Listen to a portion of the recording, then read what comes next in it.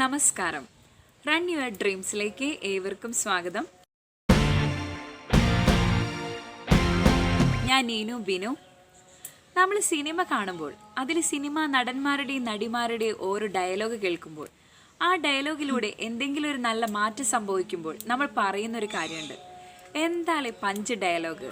ആ ഡയലോഗിന് മുന്നിൽ പുലി പോലെ വന്നവൻ എലിയായി പോയിന്നൊക്കെ. ഈ ഡയലോഗ് സിനിമാക്കാർക്കോ സിനിമയ്ക്കോ മാത്രമുള്ളതല്ല. ഇത് അവനും അവൾക്കും പറയാൻ പറ്റുമെങ്കിൽ എന്തുകൊണ്ട് എനിക്കും നിങ്ങൾക്കും പറയാൻ കഴിയുന്നില്ല? അതിന് നമുക്ക് വേണ്ടത് നമ്മുടെ ഉള്ളിലുള്ള ഉറച്ച ശബ്ദമാണ്, പ്രതികരണത്തിന്റെ ശബ്ദം. തെറ്റിന്റെ നേരെ നോക്കി, അന്യായത്തിന്റെ നേരെ നോക്കി പ്രതികരിക്കാൻ നമുക്ക് കഴിയുമെങ്കിൽ നമ്മുടെ ഡയലോഗിന് സിനിമയിനേക്കാളും പഞ്ചുണ്ടായിരിക്കും.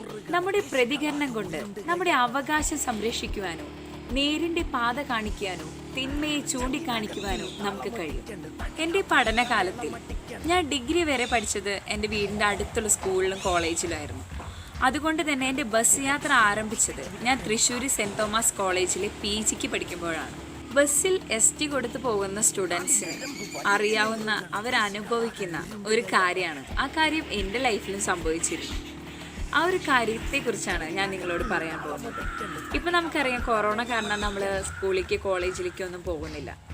അതിന് മുന്നേ വരെ, അല്ലെങ്കിൽ ഇനി കൊറോണയ്ക്ക് ശേഷം നമ്മൾ പോകുമ്പോഴും നമ്മൾ ഫേസ് ചെയ്യുന്ന കുറച്ച് പ്രശ്നങ്ങളുണ്ട്. അതിലെ ഒരു കാര്യം, അതിനെക്കുറിച്ചാണ് ഞാൻ നിങ്ങളോട് പറയാൻ പോകുന്നത്. ഞാൻ തൃശ്ശൂർ പഠിക്കുമ്പോൾ മുനിസിപ്പൽ സ്റ്റാൻഡിൽ നിന്ന് ഞാൻ ചാവക്കാട്ടേക്കുള്ള ബസ് കയറുമ്പോൾ നമ്മൾ ST സ്റ്റുഡൻസ് ആയതുകൊണ്ട് തന്നെ കണ്ടക്ടറും കിളിയൊക്കെ പറയുന്നൊരു നിയമമുണ്ട്. അതായത് STക്കാർ അവിടെ വെയിറ്റ് ചെയ്ത് നിൽക്കാം, ഫുൾ ചാർജുകാർ ബസ്സിൽ കയറി സീറ്റൊക്കെ കംപ്ലീറ്റ് ആയി ബസ് എടുക്കുന്ന സമയത്ത് മാത്രമാണ് STക്കാർ കയറാൻ പാടുള്ളൂ എന്ന്. ഏതാണ്ട് ST കാശിന് ഒരു ഭിക്ഷക്കാശിൻ്റെ വിലയാണ് അവർ കൊടുക്കുന്നുള്ളൂ. അപ്പോൾ അവർ പറയും, ST തരാനല്ലേ ബസ്സിൻ്റെ അവിടുന്ന് കുറച്ചായിട്ട് നീങ്ങി നിൽക്കുക. പണ്ട് എനിക്ക് അത് ഓർമ്മ വരുന്നതേ, പണ്ട് നമ്മൾ ജാതി വ്യവസ്ഥ ഉണ്ടല്ലോ, ഉയർന്ന ജാതി താഴ്ന്ന ജാതി എന്നിങ്ങനെ. അതായത് ഉയർന്ന ജാതിക്കാർ വരുമ്പോൾ താഴ്ന്ന ജാതിക്കാർ വഴിമാറി കൊടുക്കണം എന്നുള്ള പോലെ ഫുൾ ചാർജുകാർ വരുമ്പോൾ STക്കാർ നീങ്ങി നിന്ന് കൊടുക്കണം എന്നൊരു ചിന്താഗതിയിലാണ് ആ കണ്ടക്ടറും കിളിയൊക്കെ ഞങ്ങളോട് സംസാരിക്കാറ്.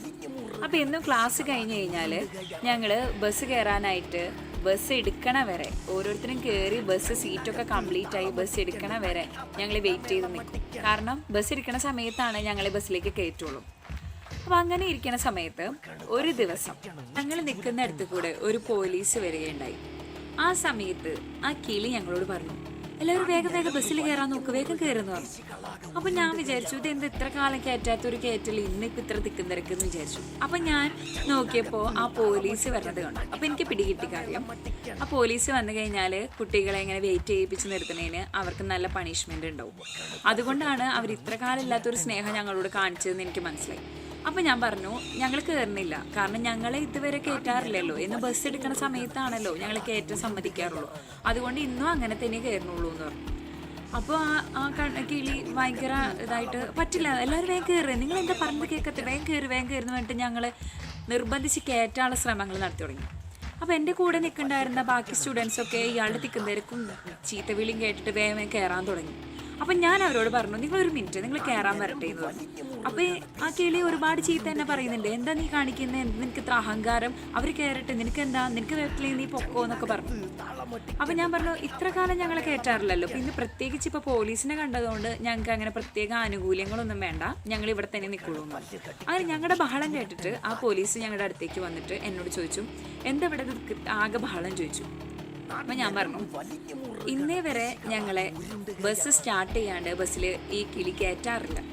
ഇന്ന് പക്ഷേ സാറിനെ കണ്ട കാരണം കൊണ്ട്, സാറിൻ്റെ നിന്ന് വല്ല പണിഷ്മെൻറ്റ് കിട്ടുന്ന പേടിച്ചിട്ട് ഞങ്ങളോട് ഇപ്പോൾ ബസ് എടുക്കും മുന്നേ എന്നെ കയറാൻ പറയുന്നുണ്ട് എന്ന് പറഞ്ഞ വശം. ഇങ്ങനെ ആ സാറിൻ്റെ നിന്ന് ആ കിളിക്ക് ഒരുപാട് ചീത്ത കേട്ടു.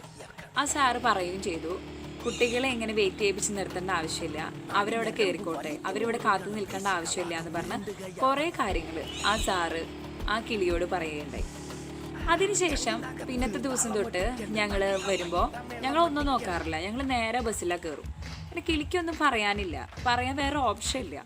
അപ്പോൾ അതുകൊണ്ട് തന്നെ ഞങ്ങളെല്ലാവരും ഒറ്റക്കെട്ടായി നിന്നുകൊണ്ട് വെയിറ്റ് ചെയ്യണ പരിപാടിയെ നിർത്തി ബസ് കണ്ട ഉടനെ കയറി നിൽക്കലായി. അങ്ങനെ തുടർന്നു.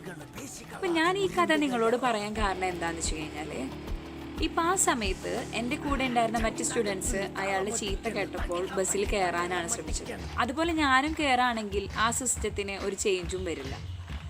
പക്ഷേ ഞാൻ ആ സമയത്ത് നമ്മുടെ അവകാശമാണത്, നമ്മൾ എന്തിനത് നമ്മുടെ അവകാശത്തെ ഇല്ലായ്മ ചെയ്യണം. അതുകൊണ്ട് ഞാൻ ആ സമയത്ത് പ്രതികരിച്ചു. ആ പ്രതികരണം കൊണ്ട് ഒരു ചെറിയൊരു മാറ്റം, ഒരു നല്ലൊരു കാര്യം കൊണ്ടുവരാനായിട്ട് ഞങ്ങൾക്ക് സാധിച്ചു. അതുകൊണ്ട് തന്നെ ഞാൻ നിങ്ങളോട് പറയുന്നത്, നമ്മുടെ പ്രതികരണം ചിലപ്പോൾ നല്ല കാര്യങ്ങളിലേക്ക് നല്ല മാറ്റം കൊണ്ടുവരാനായിട്ട്, നമ്മുടെ അവകാശം സംരക്ഷിക്കാനായിട്ട് നമ്മളെ കൊണ്ട് സാധിപ്പിക്കും. അതുകൊണ്ട് മറ്റുള്ളവർ നിൽക്കുന്ന പോലെ വായടച്ച് മിണ്ടാതെ നിൽക്കല്ല വേണ്ടത്. തെറ്റാണ് എന്ന് കണ്ടിട്ടുണ്ടെങ്കിൽ, നമ്മുടെ ഭാഗത്ത് ന്യായമുണ്ടെങ്കിൽ വാ തുറന്ന് സംസാരിക്കണം, അല്ലെങ്കിൽ വാ തുറക്കേ ചെയ്യരുത്. ഞാനിപ്പോൾ ഈ എക്സാമ്പിൾ ഈ ബസ്സിൻ്റെ കാര്യം പറഞ്ഞതുകൊണ്ട് മാത്രം ഞാൻ ഒരു കാര്യം പറയാണ്. ഈ വീഡിയോ ഏതെങ്കിലും ഒരു ബസ്സിലെ കിളിയോ കണ്ടക്ടറോ ഡ്രൈവറോ ആരെങ്കിലും കാണുകയാണെങ്കിൽ നിങ്ങളൊരു കാര്യം മനസ്സിലാക്കണം. ST എന്നത് ഞങ്ങളുടെ സ്റ്റുഡൻസിന്റെ അവകാശമാണ്. അതിന് ഭിക്ഷക്കാശ് എന്ന് പറഞ്ഞ് ആക്ഷേപിക്കേണ്ട ആവശ്യം നിങ്ങൾക്കില്ല. ബസ്സിൽ ഫുൾ ചാർജുകാരില്ലെങ്കിൽ, സീറ്റ് ഒഴിവുണ്ടെങ്കിൽ ഇരിക്കുക എന്നത് ഞങ്ങളുടെ അധികാരമാണ്. അവിടെ നിങ്ങളുടെ ഡയലോഗിന് പ്രസക്തിയില്ല. ബസ് എടുക്കുന്നത് വരെ കാത്തു നിൽക്കാതെ കയറുക എന്നത് ഞങ്ങളുടെ അഹങ്കാരമാണ്. അവിടെ നിങ്ങൾക്ക് പ്രസക്തിയില്ല. ഈ ബസ്സിലെ ആൾക്കാരുടെ കാര്യം പറയുമ്പോൾ എല്ലാവരും അങ്ങനത്തെ ഗണത്തിൽ ഞാൻ പെടുത്തുന്നില്ല കേട്ടോ. കാരണം നമ്മൾ ST കൊടുത്താലോ, ST ആണെങ്കിലും മോള് കയറിക്കോ, സീറ്റ് ഉണ്ടല്ലോ, അല്ലെങ്കിൽ ഇത്ര നേരം വെയിറ്റ് ചെയ്യേണ്ട ആവശ്യമില്ല, കയറിയിരുന്നോളൂ എന്ന് പറയുന്ന ഒത്തിരി സ്നേഹമുള്ള ആൾക്കാരും നമ്മുടെ ഇടയിലുണ്ട്.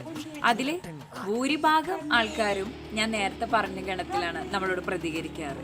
അവരെ കുറിച്ചാണ് ഞാൻ ഈ വീഡിയോയിൽ പറഞ്ഞിട്ടുള്ളത്. ഞാനിപ്പോൾ ഈ ബസ്സിന്റെ കാര്യം പറഞ്ഞത് വെറും ഒരു എക്സാമ്പിൾ മാത്രമാണ്. ഇതുപോലെ നമ്മുടെ അനുദിന ജീവിതത്തിൽ നമുക്ക് പ്രതികരിക്കേണ്ട സാഹചര്യങ്ങൾ പലപ്പോഴും ഉണ്ടായിരിക്കുന്നു. അവിടെ ന്യായമുണ്ടെങ്കിൽ ഇടറാതെ പതറാതെ നേരിന് വേണ്ടി പൊരുതാനായിട്ട് നമുക്ക് ഓരോരുത്തർക്കും കഴിയണം. ഈ ന്യൂസ് പേപ്പർ എടുത്തു കഴിഞ്ഞാൽ അതിൽ നമ്മൾ കാണുന്നൊരു കാര്യമാണ് പീഡനം. ഈ പീഡനത്തിന് ഇരയാകുന്നവർ തന്നെയാണ് പീഡനത്തിന് വഴിവെക്കുന്നത്. നമ്മുടെ ദേഹത്ത് ഒരാൾ തൊട്ടിട്ടുണ്ടെങ്കിൽ നമ്മൾ അതിനോട് പ്രതികരിച്ചാൽ അതവിടെ വെച്ചില്ലാതെയാവും. പ്രതികരിക്കാതെ നിൽക്കുകയാണെങ്കിൽ ആ പീഡനത്തിന് നമ്മൾ ഓരോരുത്തരും ഇരയാകേണ്ടി വരും. അതുകൊണ്ട് നമ്മുടെ പ്രതികരണത്തിന് നല്ലൊരു പവറും, അതുകൊണ്ട് പ്രതികരണങ്ങൾക്ക് നമ്മുടെ പ്രശ്നങ്ങളെ ഇല്ലായ്മ ചെയ്യാനും അവകാശത്തെ സംരക്ഷിക്കുവാനും നല്ലൊരു മാറ്റം നമ്മുടെ ജീവിതത്തിലും നമ്മുടെ നാട്ടിലും കൊണ്ടുവരാനും കഴിയും. പലരും പ്രതികരിക്കാത്തതിന് പിന്നിലൊരു കാരണമുണ്ട്. മറ്റുള്ളവർ എന്ത് വിചാരിക്കും, അവർ എന്നെ കുറിച്ച് എന്ത് പറയും എന്ന് കരുതിയിട്ട്. നമ്മൾ പ്രതികരിക്കുമ്പോൾ ഇത് എന്ത് പെണ്ണാ, ഇതിന് എന്തിന്റെ കേട്, അതിനെ മിണ്ടാതെ അതിന്റെ കാര്യം നോക്കി ഇരുന്നാ പോലെ എന്ന് പറയാൻ ഇഷ്ടം പോലെ ആൾക്കാർ കാണും. എന്നാൽ അവരോട് എനിക്ക് പറയാനുള്ളത് ഇത്രയാണ്: മിണ്ടാതെ ഒഴുക്കിനൊപ്പം ഒഴുകാനായിട്ട് കുറെ പേർക്ക് കഴിയും. എന്നാൽ പ്രതികരിക്കാൻ വളരെ ചുരുക്കം ചിലർക്ക് മാത്രമേ കഴിയുള്ളൂ. നമ്മൾ ഇന്ന് അനുഭവിക്കുന്ന കുറെ നല്ല മാറ്റങ്ങളുടെ പിന്നിൽ കുറെ പേരുടെ നല്ല പ്രതികരണങ്ങളാണ്. അതുകൊണ്ട് മറ്റുള്ളവർ എന്ത് വിചാരിക്കും എന്ന് കരുതാതെ നേരിന് വേണ്ടി, ന്യായത്തിന് വേണ്ടി പടപൊരുതാനായിട്ട്, പ്രതികരിക്കാനായിട്ട് നമുക്ക് ഓരോരുത്തർക്കും കഴിയട്ടെ. അങ്ങനെ നല്ലൊരു മാറ്റം നമ്മളിലൂടെ സമൂഹത്തിലേക്ക് കൊണ്ടുവരാനായിട്ട് നമുക്ക് കഴിയട്ടെ എന്ന് ആശംസിക്കുന്നു. നിങ്ങൾക്ക് ഈ വീഡിയോ ഇഷ്ടപ്പെട്ടെങ്കിൽ ലൈക്ക് ചെയ്യുക, ഷെയർ ചെയ്യുക. ഈ ചാനൽ ഇതുവരെ സബ്സ്ക്രൈബ് ചെയ്യാത്തവരുണ്ടെങ്കിൽ സബ്സ്ക്രൈബ് ചെയ്യുക. സബ്സ്ക്രൈബ് ചെയ്യുമ്പോൾ തൊട്ടടുത്തുള്ള ബെല്ലൈക്കൺ കൂടി ക്ലിക്ക് ചെയ്യാൻ മറക്കരുത്. എന്നാലാണ് ഞാൻ ഫ്യൂച്ചറിൽ അപ്ലോഡ് ചെയ്യുന്ന വീഡിയോസിൻ്റെ നോട്ടിഫിക്കേഷൻ നിങ്ങൾക്ക് ലഭിക്കുകയുള്ളൂ. എന്നെ ഇത്ര നേരം ശ്രവിച്ചവർക്കും നന്ദി.